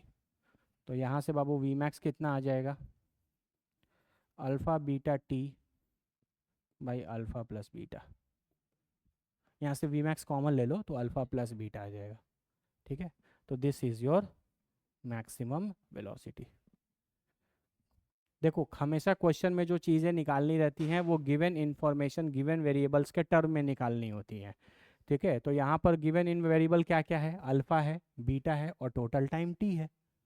ये तो T1 T2 हम तो पहले ही बोले कि ये T1 T2 को मैंने अपने मन से माना है कि यहाँ से यहाँ तक जाने में T1 समय लगा और यहाँ से यहाँ तक जाने में T2 समय लगा। ठीक है, कोई भी ऐसा स्टेप किए हैं जो तुमको नहीं आता है तो बोलो। क्वेश्चन में साफ साफ जब पता चल गया कि अल्फा एक्सेलरेशंस कांस्टेंट हैं तो हम इक्वेशंस ऑफ मोशन का यूज कर सकते हैं। पिछले क्वेश्चन में कर सकते थे क्या? नहीं कर सकते थे, क्योंकि हमको साफ साफ दिख रहा था कि एक्सेलरेशन समय के साथ चेंज कर रहा है। इसीलिए कुछ भी निकालने के लिए हम इक्वेशंस ऑफ मोशन का यूज नहीं कर सकते थे, लेकिन इस बार हम इक्वेशंस ऑफ मोशन का यूज कर सकते हैं। पक्का, कोई दिक्कत? अब क्या निकालना है लास्ट में बताओ? Total distance. टोटल डिस्टेंस मतलब पूरा यहाँ से यहाँ तक जाने में कितना समय लगेगा। अब बताओ क्या लें, स्लोप लें या एरिया लें? वेलोसिटी दिया है, इंफॉर्मेशन वेलोसिटी का दिया है, पूछ रहा है डिस्टेंस या डिस्प्लेसमेंट। अरे स्ट्रेट लाइन में तो डिस्टेंस और डिस्प्लेसमेंट सेम ही रहता है। पक्का? स्ट्रेट लाइन में डिस्टेंस बोल लो या डिस्प्लेसमेंट बोल लो वो तो सेम ही रहता है। बताइए क्या लिया जाए? बिल्कुल सही, एरिया लेंगे, क्योंकि पीछे की चीज निकालनी है। कौन सा एरिया लिया जाए, थोड़ा बुद्धि लगाइए। टोटल डिस्प्लेसमेंट, टोटल निकालना है तो एरिया भी तो टोटल लेना पड़ेगा 0 से t टाइम का। तो बताओ इस ट्राइंगल का एरिया कितना है? 1/2। बेस में तो टोटल टाइम t है और हाइट में वी मैक्स है। वी मैक्स निकाल चुके हो, alpha beta t by alpha plus beta, यही ना है? तो टोटल एरिया कितना आ जाएगा? Alpha beta T square by 2 times alpha plus beta. ये एरिया किसके बराबर होगा? चेंज के बराबर। चेंज। अच्छा, डिस्टेंस या डिस्प्लेसमेंट में जो चेंज है, मतलब ये जो एरिया है ये basically alpha beta T square by 2 times of alpha plus beta. ये displacement at T is equal to T minus displacement at T is equal to 0 होगा। अरे ये फाइनल है और ये इनिशियल है, initial t is equal to 0 है, तो फाइनल मेरा क्या है? T is equal to t. अच्छा, समय के शुरुआत में तो हमेशा डिस्प्लेसमेंट 0 ही ना होगा, जब तक आपका गाड़ी कुछ चला ही नहीं तो कुछ डिस्टेंस और डिस्प्लेसमेंट कवर करेगा क्या? इस सेंस का कोई इस चीज का कोई मतलब बनता है? Distance covered at T is equal to 0, displacement at T is equal to 0, वो हमेशा क्या होगा? 0।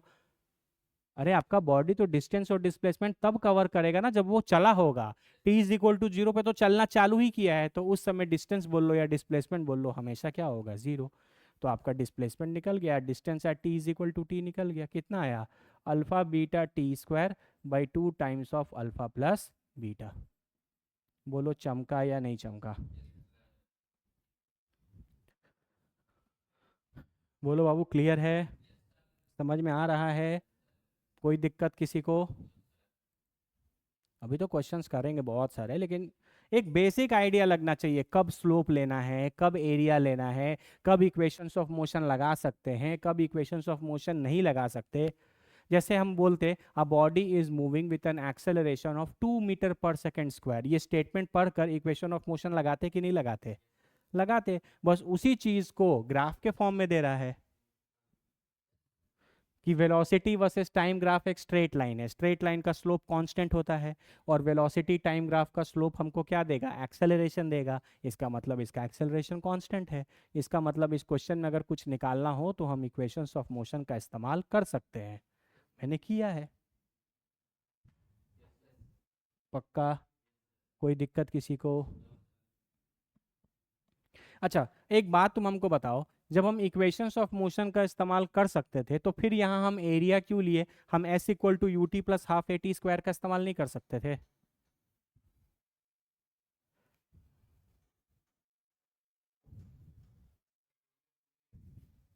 हम्म? हम देखो क्वेश्चन तो बन गया, लेकिन जब तक आप सोचोगे नहीं ना तब तक आप फिजिक्स सीखोगे नहीं। हम ये पूछ रहे हैं कि क्या हम इस पूरे टाइम का निकालने के लिए हम इक्वेशंस ऑफ मोशन का इस्तेमाल नहीं कर सकते थे? S equal to U T plus half A T square का। क्या हम डायरेक्टली यहाँ से यहाँ तक s equal to U T plus half A T square लिख सकते थे, पूरा जीरो से टी टाइम के लिए?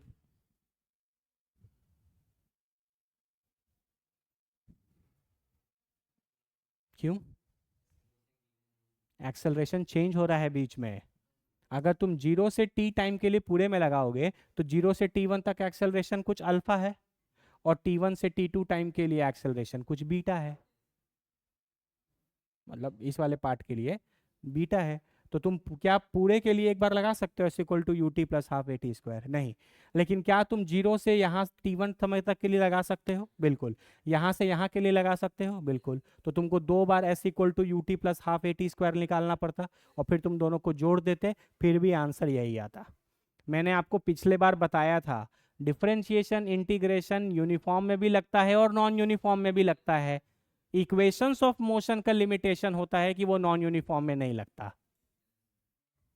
नहीं बताया था कि डिफरेंशिएशन और इंटीग्रेशन यूनिवर्सल चीज है। कांस्टेंट एक्सेलरेशन हो, नॉन यूनिफॉर्म एक्सेलरेशन हो, हर जगह लग जाएगा। क्लियर है? लेकिन equations of motion non uniform acceleration वालों में नहीं लगता। अरे बोलो। तो हम चाहते तो दो बार S equal to U T plus half A T square लगाना पड़ता, एक बार इधर वाले के लिए, एक बार इधर वाले के लिए, फिर दोनों को जोड़ना पड़ता, तो कैलकुलेशन लंबा पड़ता ना। तो हम डायरेक्टली एक ही बार एरिया निकाले कर दिए। तो आपको एकदम सारी बातें समझ में आनी चाहिए। 50 क्वेश्चन समझ समझ के, क्वेश्चन के हर एक एस्पेक्ट को समझ के बनाओगे ना, तो वो 500 क्वेश्चन के बराबर है। ठीक है? बच्चे क्या ना, हम बताते हैं तुमको, बच्चे जब 10 से 11th में आते हैं ना, 10th तक उनको क्या आदत रहता है पता है? 10th तक उनका आदत ये रहता है, हम ये बुक बना ले, वो बुक बना ले, अरे हम मैथ्स में आर डी शर्मा भी बना लिए, वो भी बना लिए, ये बुक, ज़्यादा बुक बना लेंगे तो हमको ज़्यादा आ जाएगा। वो फिलॉसफी यहाँ काम नहीं करता 11th 12th में। यहाँ पर आप क्वेश्चन 100 ही बनाइए, लेकिन 100 क्वेश्चन के हर एक एस्पेक्ट को आप समझ रहे हैं कि नहीं? सिर्फ क्वेश्चन में जो क्वेश्चन दिया है मेरा आंसर आ गया वो हो गया, आप जो भी काम क्वेश्चन में कर रहे हैं उसके हर एक स्टेप पर आपका कमांड है कि नहीं? अरे बोलो। तब आप वैसे 100 क्वेश्चन को तुम सोच समझ के अच्छे से हर एक चीज उसके बारे में सोच के बनाओ। That is better than solving 500 questions. ठीक है? धीरे धीरे तो लेवल बढ़ेगा, अभी तो तुम देखना हम तुमको किस लेवल तक पे ले जाते हैं, लेकिन पहले बेसिक फंडामेंटल तो क्लियर होने चाहिए। कोई दिक्कत किसी को?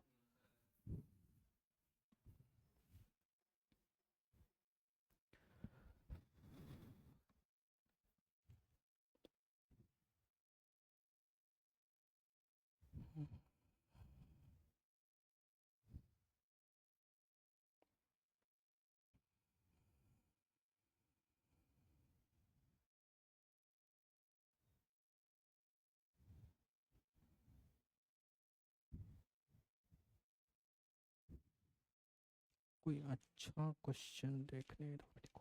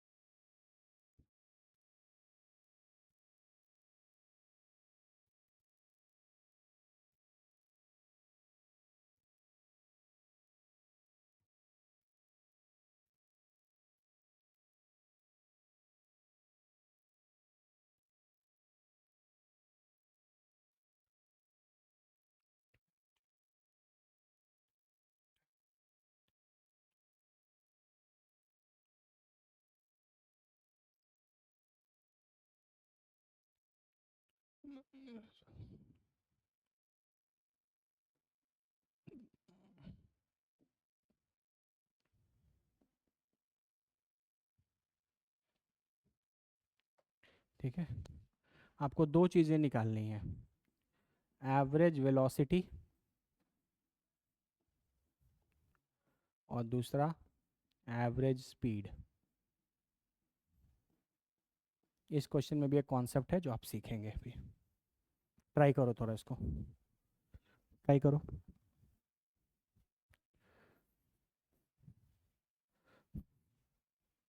ये वेलोसिटी वर्सेस टाइम ग्राफ दिया है, इतना तो समझ रहे हैं आप, ठीक है। एवरेज वेलोसिटी, अच्छा एवरेज एवरेज चीज़ है, ठीक है, बेसिक से फंडामेंटल से सोचते हैं। एवरेज वेलोसिटी कैसे मिलेगा? डिस्प्लेसमेंट बाय टाइम से। टोटल टाइम तो पता है 14 सेकेंड है, इस 14 सेकेंड में टोटल डिस्टेंस निकाल लोगे तो डिस्टेंस को 14 से डिवाइड करोगे तो एवरेज स्पीड मिल जाएगा। और इसी 14 सेकेंड में टोटल डिस्प्लेसमेंट निकाल लोगे, उसी डिस्प्लेसमेंट को 14 से डिवाइड करोगे तो वेलोसिटी मिल जाएगा। काइनामेटिक्स के स्टार्टिंग क्लासेस में मैंने आपको बताया है स्पीड क्या होता है, वेलोसिटी क्या होता है। Average speed is distance by time, average velocity is displacement by time. अब वो देखो, अगर तुम पहले की चीज़ें प्रैक्टिस नहीं कर रहे हो तो तुम क्राइम कर रहे हो, तुम यकीन मानो आगे आने वाले समय में आपको हवा नहीं लगेगा कि हम क्या बोल रहे हैं। हम इतने बेसिक से पढ़ा रहे हैं, इतने बेसिक से, ठीक है। कभी टारगेट बैच में, ये सब बैच में जब हम पढ़ाते हैं ना, तो तुम कभी आके लेक्चर देखना, जितना हम तुम लोग को 10 लेक्चर में पढ़ा दिए इतना तो हम पढ़ाते ही नहीं है।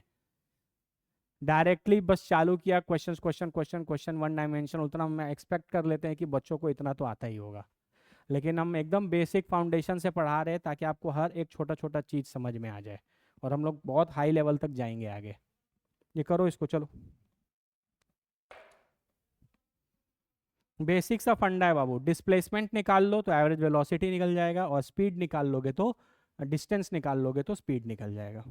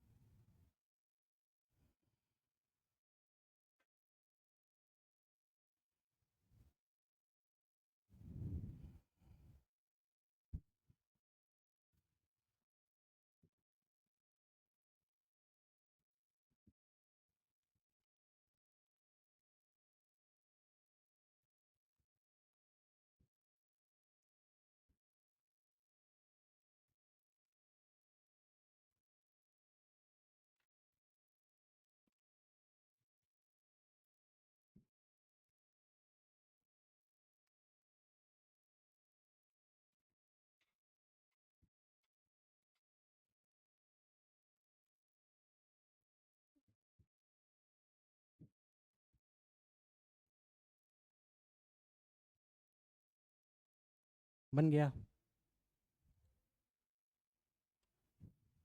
देखो हम बताते हैं, बोर्ड पे देखो, यहाँ जो कॉन्सेप्ट है, आप ग्राफ को ना पहले पढ़ना सीखो बाबू। ग्राफ को जब तक पढ़ोगे नहीं ना, तब तक आप फिजिक्स को फील नहीं कर पाओगे। यहाँ पे time t is equal to 0 है, और उस समय वेलोसिटी भी क्या है, 0, मतलब बॉडी कैसे स्टार्ट हो रहा है, रेस्ट से, मानते हो? तो तुमको कुछ नहीं समझ में आए तो एक यहाँ पे डायग्राम बना लो। ये मेरी गाड़ी है, ये रेस्ट से स्टार्ट हो रही है, time t is equal to 0 पर, बोलो सही है? जैसे जैसे समय बढ़ता जा रहा है, 2 सेकेंड, 4 सेकेंड, 4 सेकेंड तक इसकी वेलोसिटी बढ़ी, मतलब आप एक्सेलरेट कर रहे थे, एक्सेलरेट कर रहे थे। अच्छा, ये जो एक्सेलरेशन है ये कांस्टेंट है या वेरिएबल? कांस्टेंट है। क्यों? क्योंकि velocity time graph straight line है। पक्का? मतलब एक कांस्टेंट एक्सेलरेशन से आप एक्सेलरेट कर रहे थे तो आपकी वेलोसिटी बढ़ती जा रही थी। तो time t is equal to 4 second तक यहाँ पर आपकी वेलोसिटी बढ़ रही थी, आपकी एक्सेलरेशन कांस्टेंट थी। यहाँ तक चमका सबको? अच्छा, उसके बाद 4 सेकंड से 6 सेकंड तक इसकी वेलोसिटी कांस्टेंट हो गई।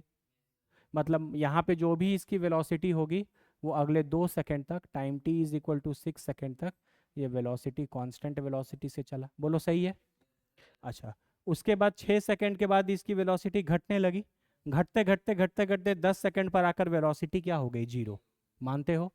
तो घटते घटते घटते घटते time t is equal to 10 seconds पर इस बॉडी की वेलोसिटी 0 मीटर पर सेकेंड हो गई और ये बॉडी रेस्ट पर आ गया।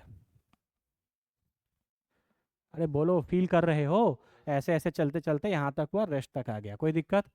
उसके बाद फिर देखो वेलोसिटी नीचे है। वेलोसिटी नीचे आने का मतलब है ऊपर जब जब वेलोसिटी था तो प्लस में था, अब नीचे वेलोसिटी माइनस में। अब बताओ वेलोसिटी नेगेटिव आने का क्या मतलब है?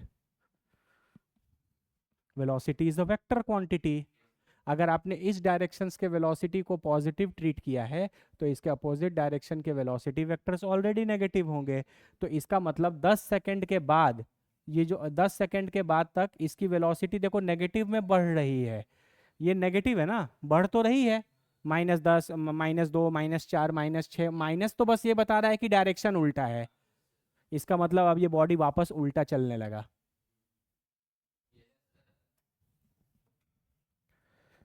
इसका मतलब ये है बाबू कि अब ये जो बॉडी है यहाँ से वापस उल्टा चलना चालू किया है। ठीक है? कब तक? 10 सेकंड से लेकर, बोलो ना, time t is equal to 12 second तक इसकी वेलोसिटी इंक्रीज कर रही है। अरे नेगेटिव तो बस ये बता रहा है कि डायरेक्शन उल्टा है।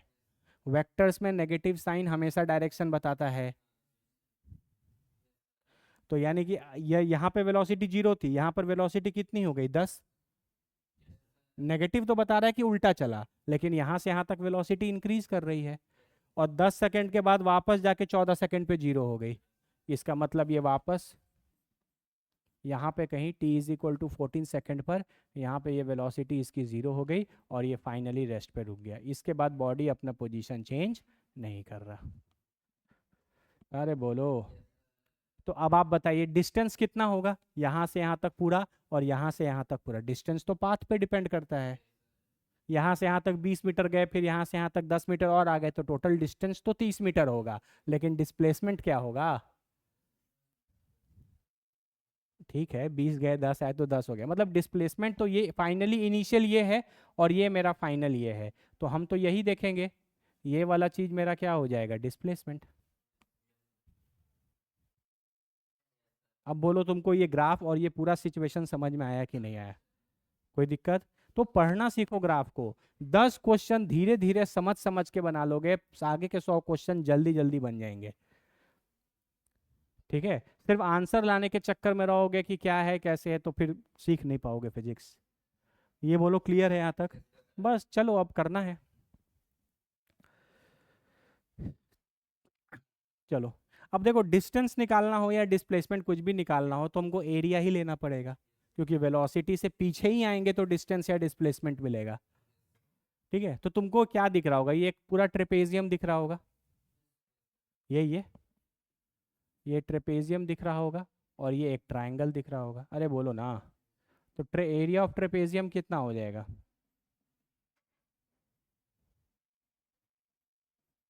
Area of trapezium 1/2 into sum of parallel sides into height, यही होता है ना?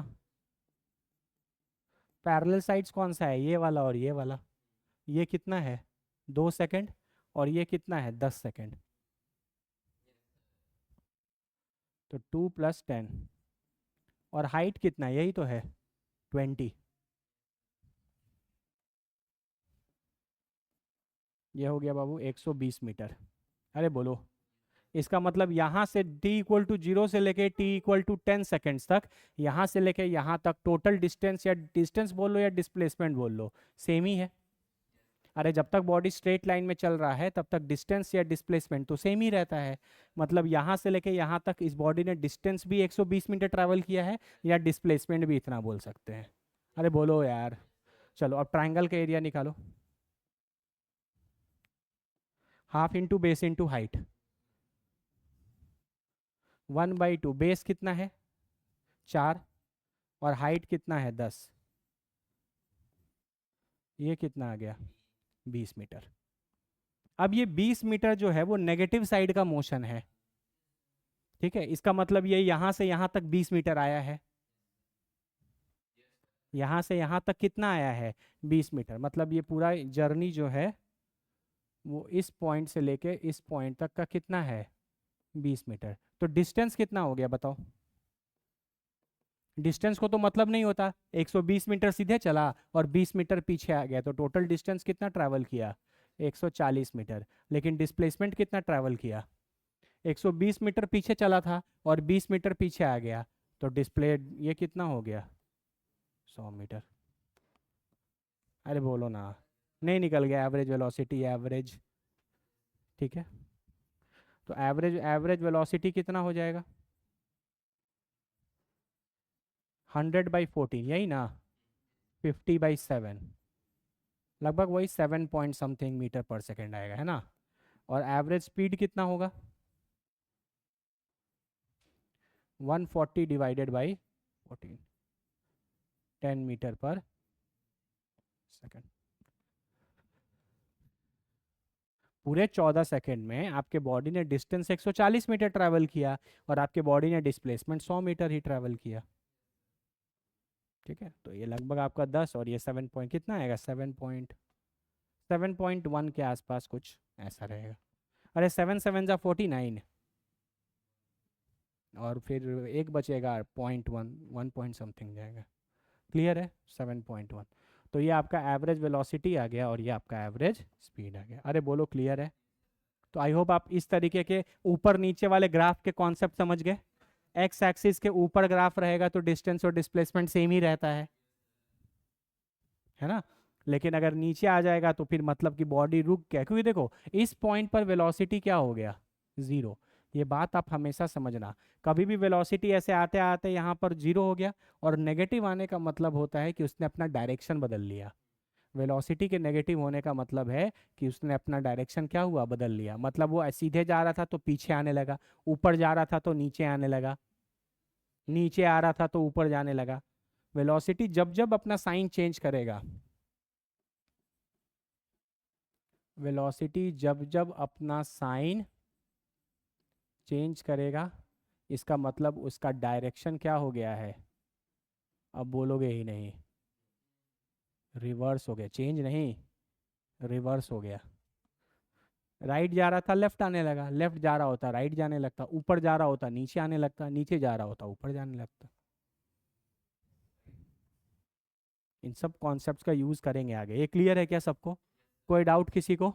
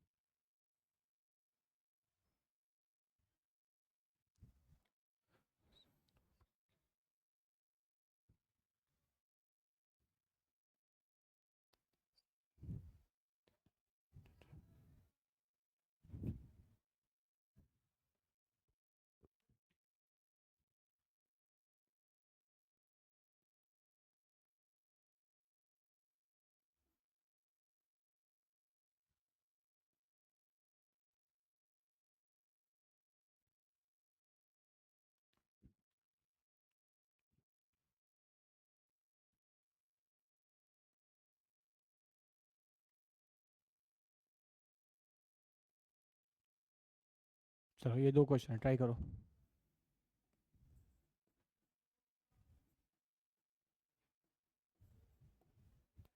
ट्राई।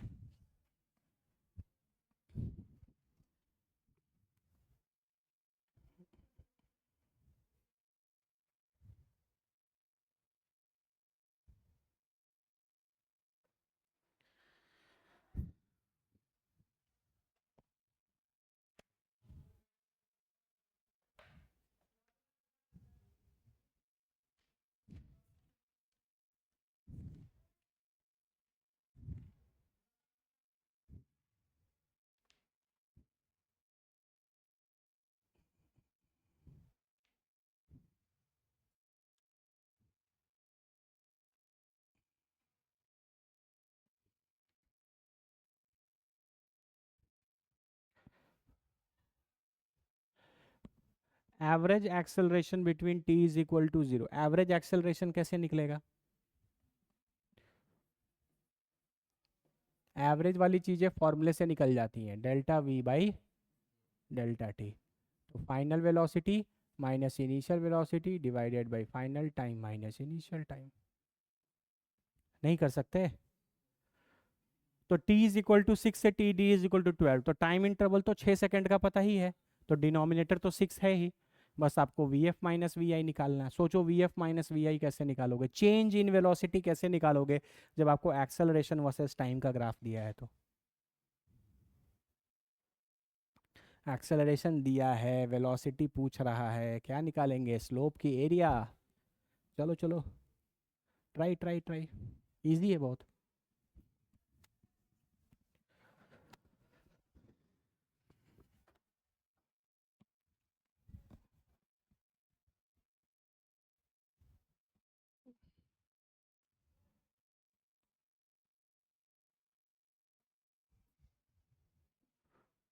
ये क्वेश्चन में एक इन्फॉर्मेशन दिया, velocity at T is equal to 0 is 0 metre per second.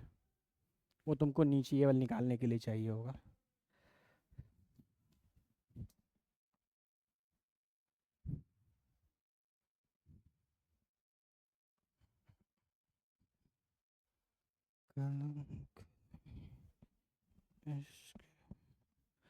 बादल पिया हजारों में किसी को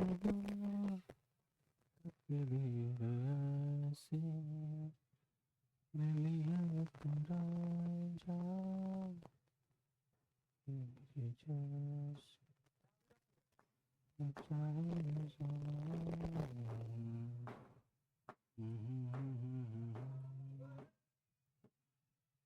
कलंक नहीं इश्क है बादल पिया।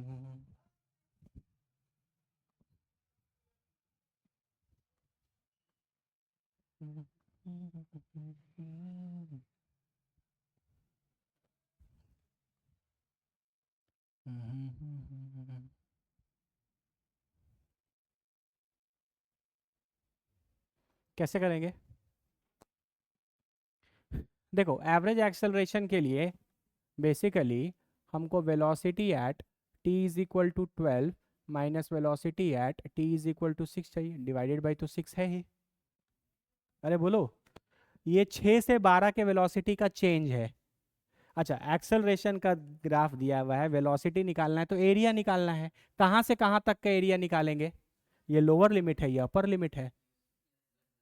तो 6 से 12 तक का मतलब ये पूरा एरिया निकालेंगे, ये ट्रायंगल और ये ट्रायंगल, ये ट्रायंगल और ये ट्रायंगल। अरे बोलो यार, चलो निकालो। 1/2 बेस 6 × 4 और ये 20, सही है ना? तो ये हो गया 40, और ये एरिया कितना आएगा? 1/2 2 × 10, ये आएगा -10, क्योंकि ये माइनस है ना। एरिया अबव दी एक्स एक्सिस को पॉजिटिव ट्रीट करते हैं, area below the x axis को नेगेटिव ट्रीट करेंगे। वो डिस्टेंस था तो जोड़ दिया था, लेकिन डिस्प्लेसमेंट भी तो घटाया ही था ना। वो तो डिस्टेंस था तो जोड़ दिया, क्योंकि डिस्टेंस को मतलब नहीं होता कि पीछे जा रहा है बॉडी या आगे जा रहा है, लेकिन वेलोसिटी को तो डिस्प्लेसमेंट जैसा ही लेना पड़ेगा। तो ख़त्म। तो 40 माइनस 10 कितना हो गया, 30। तो ये टोटल एरिया कितना आया, 30। और एरिया हमेशा किसके बराबर होता है, चेंज के बराबर। चेंज क्या हो, यही तो निकल गया, velocity at T is equal to 12 minus velocity at T is equal to 6। बोलो क्लियर है कि नहीं, ये डायरेक्टली निकल गया। तो मेरा एवरेज एक्सेलरेशन कितना आएगा, 30 डिवाइडेड बाई 6 कितना, 5 metre per second square.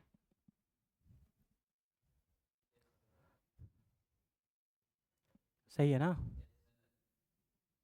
Average acceleration आ गया 5 metre per second square. Negative है, वेलोसिटी घट रहा है तो आप रिटार्डेशन बोल सकते हो, तो -5 मीटर पर सेकेंड स्क्वायर बोल सकते हो आंसर। देखो ना, इसका स्लोप क्या आएगा, नेगेटिव ना। वेलोसिटी टाइम ग्राफ का स्लोप ही तो एक्सेलरेशन देता है, और ऐसा स्ट्रेट लाइन है तो स्लोप नेगेटिव है, वैसे भी वेलोसिटी घट रहा है। अच्छा एक्सेलरेशन है ना, सॉरी। ठीक है, जो भी आया, हमको लगा वेलोसिटी का ग्राफ है। ठीक है, तो 5 मीटर पर सेकेंड स्क्वायर मेरा एवरेज एक्सेलरेशन आ गया। कोई दिक्कत किसी को? चलिए, अब दूसरा चीज़ क्या निकालना है, velocity at T is equal to 14 when velocity at T is equal to 0 is 0। मतलब यहाँ का वेलोसिटी पता है, इस समय वेलोसिटी 0 है, और इस समय का वेलोसिटी पूछा जा रहा है। अच्छा है एरिया, निकालना वेलोसिटी है तो फिर एरिया ही लेंगे। बताओ कहाँ से कहाँ तक का एरिया लेंगे,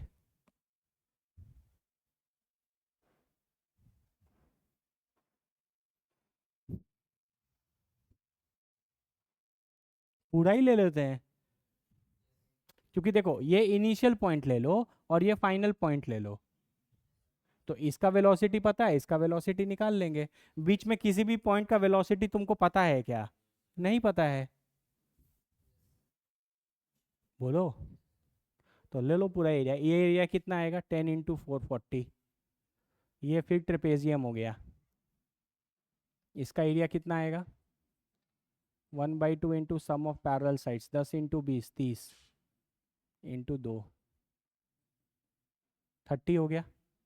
ये तो पहले से 40 था, और ये 10 आया तो ये भी 10 होगा, 20। तो टोटल कितना हो गया, 40 + 40 80 80 + 30 110 है ना। और 110 में से 20 चला जाएगा, कितना बचेगा, ये नीचे ये 10 आया है तो ये भी 10 आएगा। तो टोटल एरिया कितना हो गया, 90। यार एरिया तो लेने आता है ना, टोटल एरिया कितना हो गया, 90। सही है, तो this 90 will be equal to क्या, velocity at T is equal to 14 minus velocity at T is equal to 0, क्योंकि एरिया तो हमेशा क्या देगा, अरे बोलो ना, चेंज देगा। कहाँ से कहाँ तक का एरिया लियो, पूरा यहाँ से यहाँ तक का लिए हो, तो ये इनिशियल है और ये क्या है, फाइनल। फाइनल माइनस इनिशियल, तो velocity at T is equal to 14 second कितना होगा, 90 मीटर पर सेकेंड आंसर।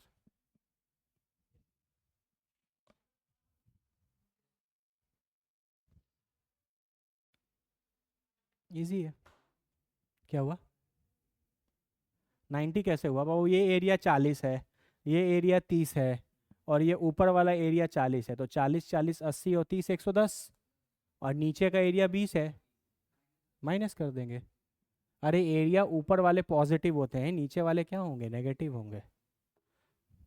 ठीक है, नहीं भी आप समझ पा रहे हैं तो ऐसे लिख लीजिए, एरिया अबव एक्स एक्सिस क्या होंगे, positive, area below x axis क्या होंगे, नेगेटिव। वो तो बस एक केस जब डिस्टेंस निकाल रहे थे, समझे। डिस्टेंस को तो मतलब नहीं होता ना कि आप पीछे जा रहे हैं या आगे जा रहे हैं, तो उस केस में हम दोनों एरिया को जोड़ दिए थे, बाकी हर केस में तो हम घटाएंगे ही ना, क्योंकि ऊपर वाला एरिया पॉजिटिव है, नीचे वाला एरिया नेगेटिव है, जोड़ोगे तो वैसे भी प्लस और माइनस माइनस ही होगा। वो तो बस इस क्वेश्चन में जब हमको डिस्टेंस निकालना था, तो डिस्टेंस को तो इस बात से मतलब ही नहीं था कि वो पीछे आ रहा है, लेकिन डिस्प्लेसमेंट को, वेलोसिटी को, ये सब तो वेक्टर है ना। इतना छोटा छोटा बात भी बाबू अगर बार बार बताना पड़े। ये क्लियर हो गया क्या? देख लो आंसर क्या है बुक में।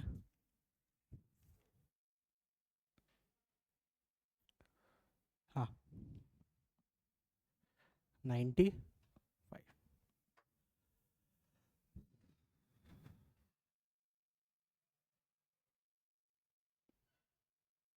अब वो क्लियर है क्या? कोई दिक्कत?